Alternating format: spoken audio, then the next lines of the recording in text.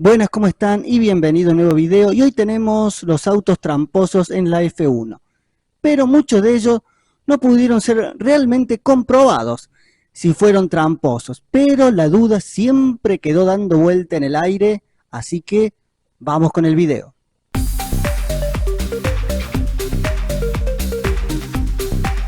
Bien, y vamos a hablar de aquellos autos tramposos. Como les decía, muchos de ellos realmente no pudieron ser legalmente acusados de tramposos, pero la duda quedó dando vuelta y empezamos con el Brabham BT49C de 1981. Este modelo, que era una evolución del BT49 que iba a debutar con el motor Alfa Romeo, pero luego debutó con el motor Ford Cosworth, fue evolucionando hasta llegar a la versión 49C de 1981. ¿Qué tenía este Brabham? Bien, como los autos turbo, sobre todo Ferrari y Renault, eran muy poderosos y se estaban haciendo cada vez más confiables esos motores turbo que eran muy rápidos, pero poco confiables, Brabham se le ocurrió algo muy particular. Su ingeniero, Gordon Murray, diseñó las suspensiones hidroneumáticas. ¿Qué eran estas suspensiones hidroneumáticas? Bien, muy interesante.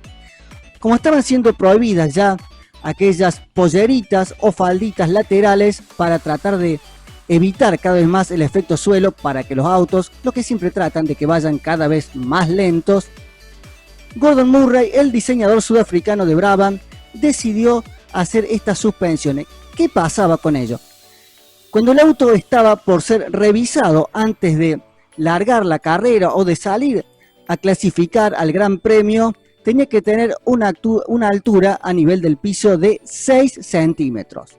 Bien, estas suspensiones hidroneumáticas lanzaban un aire que hacía que el auto se mantenga a 6 centímetros del piso. Luego, cuando el auto salía al circuito, toda esta carga aerodinámica y esta presión comprimía el aire y el auto quedaba pegado prácticamente al piso. Luego volvía a boxes y volvía a pasar lo mismo de antes. El auto se volvía a elevar y quedaba a 6 centímetros reglamentarios del piso. Bien, el problema fue que en Argentina, en la tercera carrera de ese año, esto funcionó de manera brillante y todos empezaron a pensar qué es lo que está pasando con estas suspensiones hidroneumáticas de el Brabham BT49C, porque en realidad le iban a empezar a usar en Long Beach, pero trajo muchos dolores de cabeza. En Brasil, en Río, lo utilizaron para clasificar y en carrera no. Y acá sí funcionaron y estaban a punto de hacer un 1-2 con Piquet y Héctor Rebaque, pero ganó Piquet, Rebaque no. Pero nadie podía descubrir realmente cuál era el secreto de Brabham. Se decía que era esto, pero ¿dónde estaba? Tenían una palanca, tenían un botón. ¿Qué pasaba? Nadie podía realmente decidir nada. La FISA no sabía qué decir, qué hacer, dónde estaba el truco, la trampa. Así que también le dio a los otros autos la posibilidad de poner una palanca para elevar la altura y bajar la altura de los autos cuando lo desearan. Así que así transcurrió la temporada 1981 con ese Brabham que muchos dicen que era ilegal, o qué pasó, o fue una viveza y nadie realmente le pudo encontrar la vuelta. Así fue la suspensión hidroneumática del Brabham BT49C. Nos vamos un año para arriba, 1982, guerra de FISA-FOCA. La FISA, la Federación Internacional del Deporte Automotor, gobernada por Jean-Marie Ballet, apoyaba, se dice, a los equipos importantes, en realidad a las fábricas, Ferrari, Renault, y también estaba Alfa Romeo. Y luego estaba la FOCA con Bernie Ecclestone, que estaba del lado de casi todos los equipos británicos independientes, ya sea Williams, McLaren, Lotus, Brabham, del cual Ecclestone era el propietario. Bien, ¿qué pasó? No tenía el motor turbo y los turbos, como ya pasó en el 81, en el 82 cada vez más potente. Entonces, ¿qué hicieron para contrarrestar esta tremenda velocidad de los motores turbo? Bueno, ¿qué hicieron? Pusieron una idea nueva que era frenos refrigerados por agua. Pero ¿qué es lo que hacían en realidad? Ponían agua en los pontones laterales de los coches. Bueno, cuando el auto salía a la pista, tenía el peso mínimo que tenía que tener. Luego, esa agua desaparecía por completo, obviamente se evaporaba y se estaba esparciendo por todo el coche durante el Gran Premio debido al calor. Entonces el auto pesaba mucho menos de lo que debía pesar legalmente como peso mínimo. Luego, al finalizar la carrera, la FISA le permitía a los equipos poner nuevamente lubricantes y los refrigerantes, así que allí lo volvían a cargar. Parecía que todo estaba bien, pero ¿qué pasó? En Brasil, Nelson Piquet y Keke Rosberg, que tenían los motores Cosworth aspirados y este truquito, podríamos decir, fueron desclasificados y se acabó esta, entre comillas, trampa de los equipos de motor Cosworth. Lo curioso es que la ligaron solamente Piquet y Rosberg, y Watson, que había terminado cuarto en McLaren, también Cosworth, no recibió ningún castigo. Y esto además trajo una tremenda polémica. ¿Por qué? Porque luego todos los equipos de la FOCA decidieron no participar en el Gran Premio de San Marino, donde solo corrieron 14 autos, todos los autos de las grandes marcas, salvo Tyrrell, que por cuestiones de sponsor dice que participó. Así que ese año estuvo marcado por completo por la guerra FISA-FOCA, los autos turbos, los autos privados, en fin. Trampa, no trampa, tenían que buscar una forma de ser competitivos, siempre buscando el gris en el reglamento. Esto nos lleva al año 1984, donde el único equipo que no tenía motor turbo era Tyrrell. ¿Qué hizo Tyrrell? Algo muy parecido. Para contrarrestar sus problemas económicos y el hecho de no tener motor turbo cuando toda la Fórmula 1 lo tenía, ¿qué hizo? Tenía un sistema de inyección de agua para refrigerar el coche. ¿Pero qué hacían? En realidad esto lo hacían, y era teóricamente legal, en la última parada de boxes. ¿Qué hacía? ¿Le ponían agua? ¿Le inyectaban agua para refrigerar? No. En realidad le ponían agua con bolitas de plomo para que el auto sume kilos y tenga el peso mínimo cuando iba a ser revisado luego de terminar la carrera. Entonces, ¿qué pasaba? El auto recuperaba más de 40 kilos que estaba corriendo por debajo durante casi todo el Gran Premio.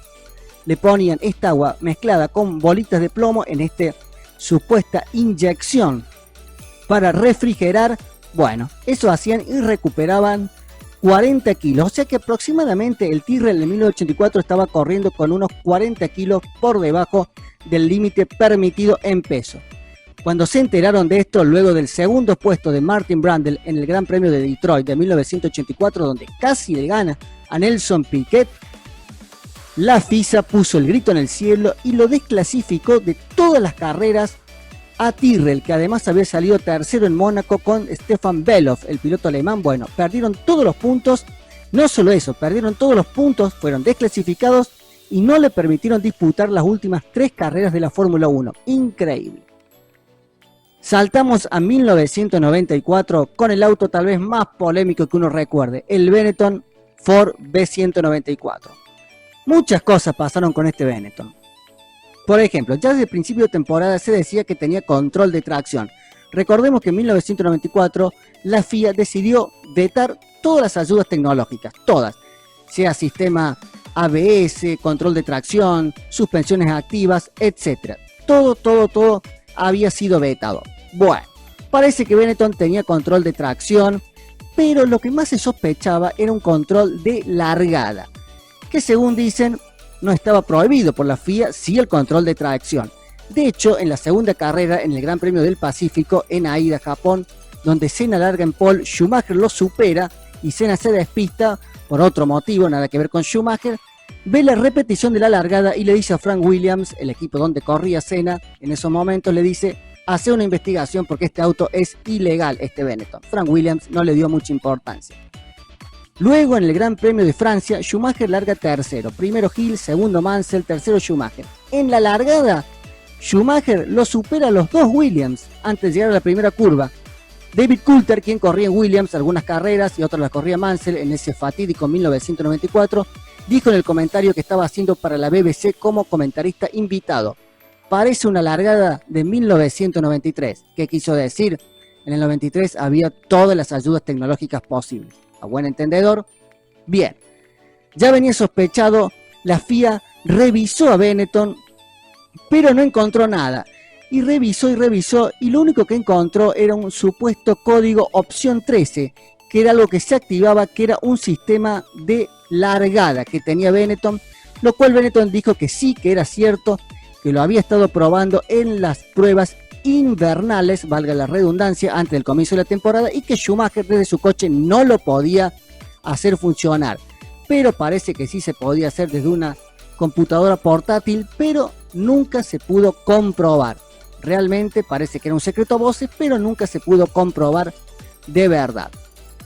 Luego, por si esto fuese poco, entre algunos errores de Schumacher, la bandera negra en Silverstone, pero no vamos a entrar en esos detalles, que el equipo no supo resolver bien, la carrera siguiente en Alemania se incendia cuando lo estaban reabasteciendo el auto de Jos Verstappen, el otro Benetton compañero de Schumacher. La FIA investigó semejante incendio en los boxes, por suerte sin ninguna víctima. ¿Y qué pasó? Benetton estaba usando para cargar una válvula de combustible sin filtro, porque en teoría hacía que el combustible se cargue más rápido y se ahorraba tiempo para una parada más veloz.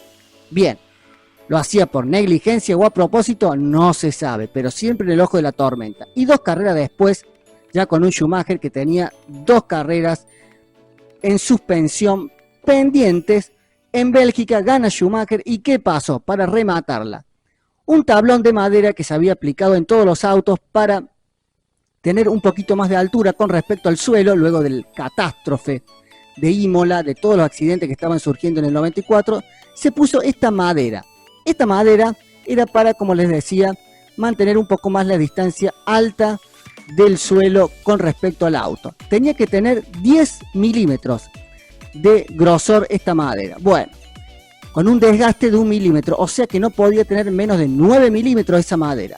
Luego de ganar Schumacher en Bélgica, su madera de abajo del auto tenía 7.4 milímetros. ¿Qué dijo el equipo Benetton? Dijo que había sido por un trompo que se vio en la transmisión de Schumacher, que había sido sobre los pianitos en Spa, y eso había desgastado más de 2 milímetros y medio esa madera. La FIA no le creyó y lo suspendió a Schumacher. En síntesis, la madera debía medir por lo menos con desgaste 9 milímetros, la de Schumacher tenía 7,4, fue suspendido Schumacher, fue multado Benetton, un Benetton que estuvo al borde siempre de la reglamentación, quedó siempre esa sospecha, hasta Jos Verstappen se animó a hablar, qué coraje, de decir que realmente ese auto de Schumacher tenía ayuda porque él, que era compañero, realmente no entendía cómo Schumacher tomaba muchas de las curvas y él había sido corredor con Schumacher en la época de karting y realmente no entendía cómo hacía para manejar ese auto y era imposible doblar como él doblaba. Bueno, habló Jos Verstappen, un piloto con 0 talento, pero bueno, hay que tomar lo que dijo con pinzas. Y ahora vamos al año 2005 con el equipo VAR Honda, que venía de un 2004 excelente sin victorias, pero segundo en el campeonato de constructores. Bien, ¿qué pasó en el 2005? La cosa no venía tan bien y en San Marino repuntan. Button termina tercero y su compañero Takuma Sato termina quinto. Pero ¿qué pasó? Cuando la FIA los fue a verificar al coche, tenía, o casualidad como casi todos, el peso mínimo menor del permitido. Pero ¿qué es lo que llamó la atención? Que tenían 2 tanques de combustible, uno el oficial y el otro de reserva. ¿Qué es lo que hacían? Bueno, en la última parada llenaban ese tanque de reserva, que eran 11 kilos, y le ponían apenas un poquito al tanque oficial para terminar el Gran Premio con la menor cantidad de combustible posible y además correr la mayoría del Gran Premio con muy poco combustible, menor del posible. Así el auto iba más liviano y era más fácil de manejar y era más rápido. Bien, ¿qué dijeron la gente involucrada del equipo VAR Honda? Bueno, dijeron que primero tenían ese tanque porque si no el motor Honda no podía funcionar con tan poco combustible, o sea que sí o sí tenían que tener ese tanque reserva que no tenía forma de comunicarse con el tanque oficial, digamos. Por eso cuando revisaban nunca veían la conexión entre un tanque y el otro. Y lo que dijeron además es que nunca el auto y el equipo anduvo en carrera con el peso menor del permitido. Y además ellos pensaban que el peso era en carrera, no luego para ser revisado luego de terminada la carrera. Bastante sonsa la explicación, la verdad, pero ellos dieron esa explicación. La cosa es que la FIA, si bien no lo pudo comprobar exactamente, no le gustó para nada si esto fue hecho a propósito o no, o fue una negligencia o una torpeza o una avivada del equipo VAR Honda de tratar de correr con menos peso.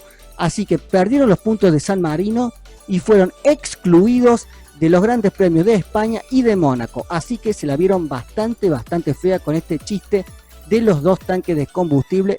Y es más, el paddock de la Fórmula 1 se puso bastante en contra de VAR Honda con los comentarios. A nadie le pareció algo negligente, sino hecho a propósito y la sanción bien dada. Bien, después hubo otros casos también, allí podríamos decir grises, como el doble difusor del equipo Brown, que al final era legal, pero bueno, muchas dudas, aunque en realidad también lo tenían otros equipos, que era legal, que no era legal, Ferrari que se puso en contra, Red Bull que se había puesto en contra, que decían que iban a ser una categoría paralela a la Fórmula 1, en fin, muchas cosas, Ferrari en el 2019 desarrollando un motor cuando no se permitía, después hubo, como les dije, muchos puntos grises, pero siempre tratando de buscar la ventaja, a veces dentro y fuera de la pista. Bien gente, espero que les haya gustado el video. Si les gustó, suscríbanse, activen la campanita, así reciben la notificación cada vez que hay un video y nos vemos la próxima. Chau chau.